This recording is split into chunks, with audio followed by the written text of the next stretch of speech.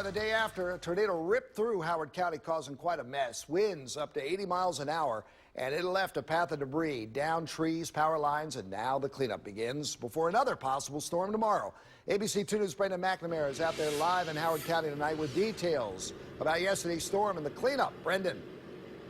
Good evening, Jamie. Thousands of people were affected by this, but it seems like the cleanup has grown and grown more as the day goes on, and we got a chance to talk to top state and county officials about how people can get some help here. When you get over an inch of rain in about 15 or 20 minutes, a lot of stuff's going to happen. Along the storm's path, you can't open your window without hearing heavy machinery.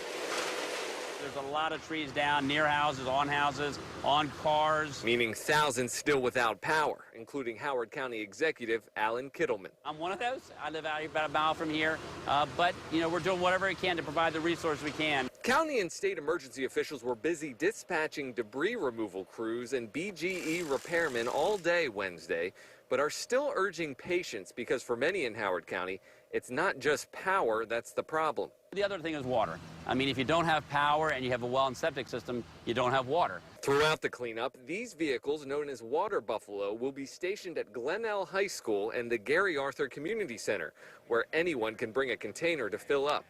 Elsewhere, some are just discovering that their properties are damaged. You drive through some of these back roads where the debris is still in the roadway. I mean, it looks sort of like a war zone. I mean, it's just been a lot of trees have fallen, and they're twisted or down all along the area. MEMA Director Russ Strickland is here to find out if the federal government should get involved. Because the tornado was weak, he says not a lot of properties were damaged by wind, just trees. He says crews are making progress with power restored to over 46,000 people in just one day.